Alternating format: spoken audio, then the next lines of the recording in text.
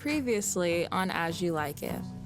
Orlando is in love with Rosalind, so in love that he wrote thousands of love letters and hung them all over the forest. It was love at first sight at a wrestling match where he beat the professional wrestler Charles, and Rosalind and Orlando have been in love ever since. Being so in love, Orlando runs into Ganymede, who is actually Rosalind dressed up as a man. He promised to cure Orlando of his love for Rosalind, who he doesn't know is in the forest. Ganymede, actually Rosalind, tells Orlando to call him Rosalind and pretends he is Rosalind, but it is Rosalind. But he is not the only one in love with Rosalind. Ganymede catches the eye of a shepherdess, Phoebe, who writes Ganymede a love letter. To finish off this love triangle, Sylvius, another shepherd, is in love with Phoebe, who is in love with Ganymede, who is actually Rosalind, who is in love with Orlando that doesn't know it's her. Did we mention that they are all on the run from the cruel duke who banished all of them to the forest and is out to find his daughter and punish anyone who is with her? But Orlando has not come back to meet Ganymede like he has promised. Could it be he doesn't actually love Rosalind, or could something else have happened?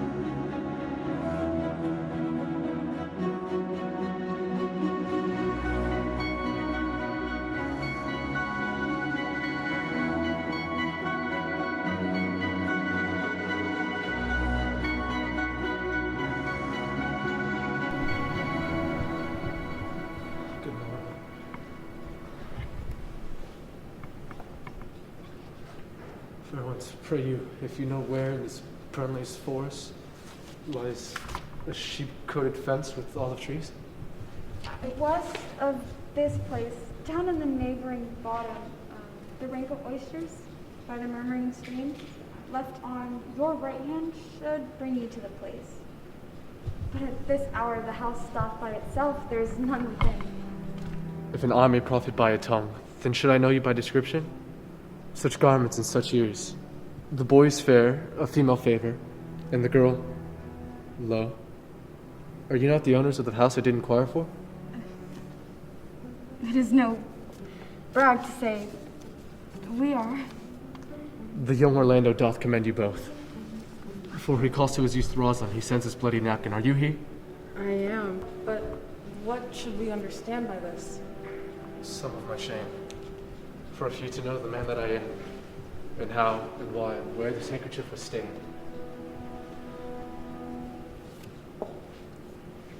I pray you, tell it. When last the young Orlando parted, we left a promise to return within the hour. While pacing through the forest, showing foods of sweet and bitter fancy, lo what befell. For he threw his eye inside, in mark of an object that did present itself. Under an oak tree, whose boughs were moss with age, high-top bald and dry with antiquity, laid a wretched rag man sleeping on his back. Around his neck a green and gilded snakehead did raise itself. What? With its head in nimble threats toward the opening of his mouth. But suddenly, Spotting Orlando, the snake did slither away into a nearby bush. And in this bush's shade, a lioness laid crouching, udders drawn dry, head close to the ground, with watch like a cat, and waiting for the sleeping man to stir. For it is the royal disposition of this great beast not to prey on anything that seems so dead. In seeing this, Orlando did approach the man, only to realize it was his brother, his elder brother. I heard him speak of that same brother, and he did render him the most unnatural that did live amongst men. Well, so might do, for I know he was very unnatural. But to Orlando, did he leave him there? Food to the sucked and hungry lioness? Twice did he turn and propose so, but kindness nobler ever than revenge. In his just occasion, he turned and gave battle to the lioness, who quickly fell before him. It was from this hurling and miserable slumber that I awaked. Are you his brother? Was it you he rescued? Was you that so oft contrived to kill him? 'Twas I, but 'tis not I. I do not shame to say that I am. My conversation so sweetly tastes, being the thing that I am. But for the bloody napkin. Our tears are re-encountered so kindly bathed, and how I came into this desert place. In brief, he led me to the gentle Duchess, who gave me fresh array and entertainment. He permitted me into my brother's love, and instantly took me into his cave, where he stripped, and upon his arm, flesh had been torn by the lioness, which all this while he had bled. He fainted and cried, and fainting upon his Rosalind, I recovered him. I bound his wound, and being strong of heart, and stronger that I am, he sent me on his way to deliver a message, and that you may forgive his broken promise. And he sends the bloody napkin. Orlando! Sweet Ganymede. Many will swoon at the sight of blood. There's more in it. Cousin Ganymede. Look, he recovers. Would I were at home. We'll lead you thither. I pray you, will you take him by the arm? Yes. Be of good cheer, youth. I do so, I confess it. A Sarah body would think this is well counterfeited. I pray you, tell your brother how well I counterfeited. This was not counterfeit, for there's too great testimony in your complexion. The counterfeit, I assure you. Then counterfeit of a man. So I do. Faith, I should have been a woman by right. I pray you. You look paler and paler. Come, go homewards. Good sir, will you go with us? For I will, for I must bear answer back to his broken promise. I shall devise something, but pray you commend my counterfeiting to him. Will you go?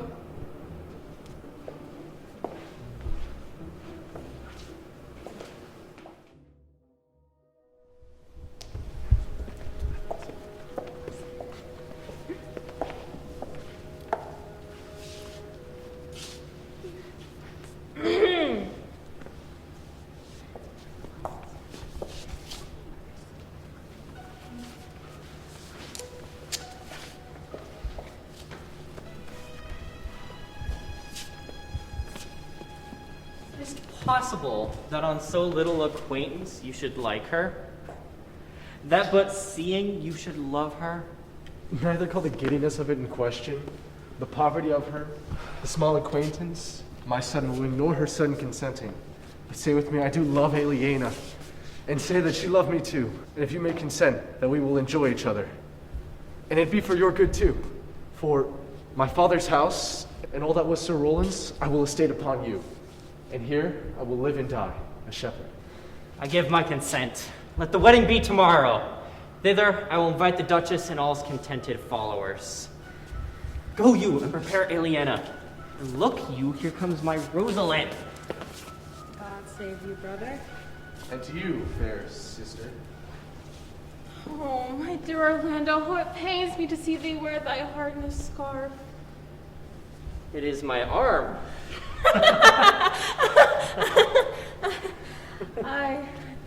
heart had been wounded by the claws of a lion. Wounded it is, but by the eyes of a lady. Did your brother tell you how I counterfeited to swoon when he showed me your handkerchief? Aye, and greater wonders than that. I know where you are. Nay, 'tis but true, for your brother and my sister no sooner met but looked, and no sooner looked but they loved. Let the wedding be tomorrow. Oh, how bitter it is to see love through another man's eyes. By so much more, I will be at the height of heavy-heartedness. By how much I think my brother shall be happy in having what he wants. Why then, tomorrow can I not serve for your Rosalind? I can no longer live by pretending. I will no longer weary you with idle talking. If you please, I can do strange things. I have, since I was 3, conversed with a magician, most profound in his art, yet not damnable. If you do love Rosalind so much as near in your heart does your gestures cry it out, when your brother marries Aliena, shall you marry her? Speakest thou in sober meanings? By my life, I do, which I treasure dearly. Therefore, put in your best array, bid your friends, for tomorrow, if you shall marry, you will. Your Rosalind you shall. Look, here comes a lover of mine and a lover of hers. You have done me great ungentleness to show the letter that I writ to you. I care not if I have. 'Tis my study to seem despiteful and ungentle to you. You are followed by a faithful shepherd. Look upon him, love him, for he worships you. Good shepherd, tell this youth what 'tis to love. It is to be made of all sighs and tears, and so am I for baby. And so am I for Ganymede. And so am I for Rosalind. And I for no woman. It is to be all made of faith and service, and so am I for baby. And so am I for Ganymede. And so am I for Rosalind. And I for no woman. It is to be all made of fantasy, all made of passion, all made of service, all adoration, duty, and observation, all humbleness, all patience and impatience, all purity, all trial, and all observance. And so am I for baby. And so am I for Ganymede. And so am I for Rosalind. And I for no woman. Why blame me to you to love you? If this be so, why blame you me to love you? If this be so, why blame you me to love you? Who do you speak to? Why blame me you to love you? To her that is not here, nor doth not fear. Pray you no more of this. 'Tis like the howling of Irish wolves against the moon. I will help you if I can. I would love you if I could. Tomorrow, meet me all together. I will marry you if I ever marry a woman, and I shall be married tomorrow. I will satisfy you if I ever satisfy a man, and you shall be married tomorrow. And I will content to you if what pleases you contents you, and you shall be married tomorrow. As you love Rosalind, meet. As you love Phoebe, meet. And as I love no woman, I'll meet. So fare you well, for I have left you commands. I'll not fail if I live. Nor I. Nor I.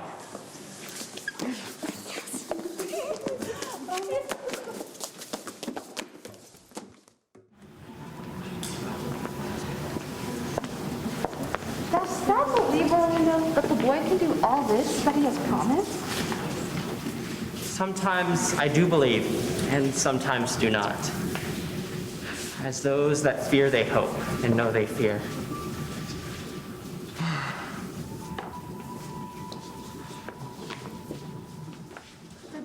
When's the wedding? When are we getting married? Your magic word? Please all. Patience! Once more, well, our compact is urged. You say, if I bring your Rosalind, you will bestow her upon Orlando here. That would I had kingdoms to give with her. And you say you will have her when I bring her. That would I, for I have all kingdoms king.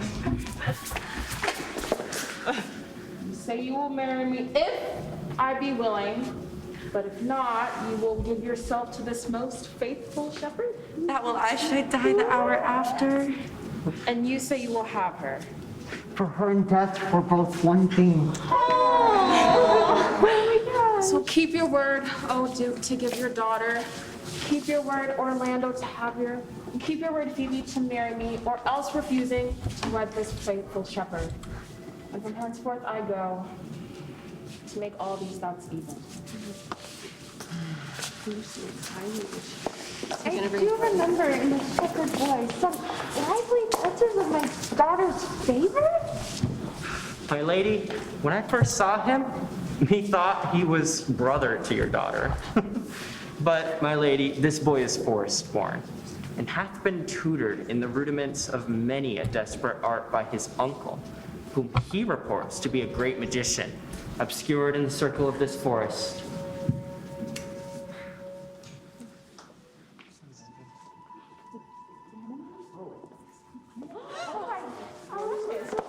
There be truth in sight. You are my daughter.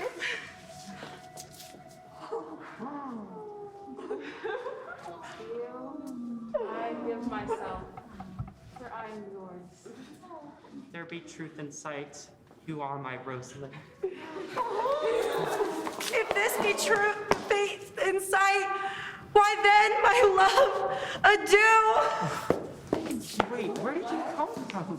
I'm hungry. I don't know. Where's Ganymede? Are you Ganymede? Peace. Oh, I must bar confusion to make conclusion of these most strange events. You and I, no cross shall part.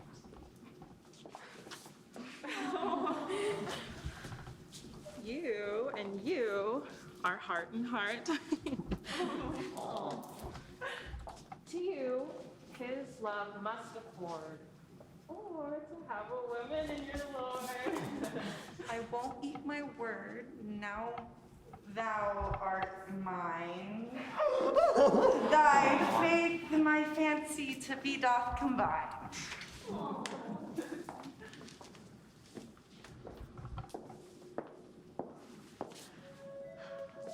my dear niece, welcome. Thou art to me, even daughter, welcome, in no less degree. Let me have an audience for a word or two. Brother? Duke Frederick, hearing how that everyday men of great worth resorted to this forest, addressed a mighty power which were on foot. In his own conduct, purposely, to take his brother here and put him to the sword. To the skirts of this wild wood he came, where meeting with an old religious man, after some question with him, was converted both from his enterprise and from the world. Was crowned a grieving to his banished sister, and all their lands restored that were with her banished. This to be true, I do engage my life. Welcome, young man. Thou offers fairly to my brother's wedding. To one, a land was held, and to the other, a land itself at large, a potent wisdom. First, in this forest, let us do those ends, that here where will be gone and will be got. Yeah. And after every of this happy number that have entered true days and nights with us, shall share the good of our returned fortune. Meantime, forget your new fallen dignity and fall into our rustic revelry. Play music and bride and bridegroom, all with measure heaped in joy to the measure fall. Proceed, proceed. We will begin these rites as we do trust they'll end in true delights.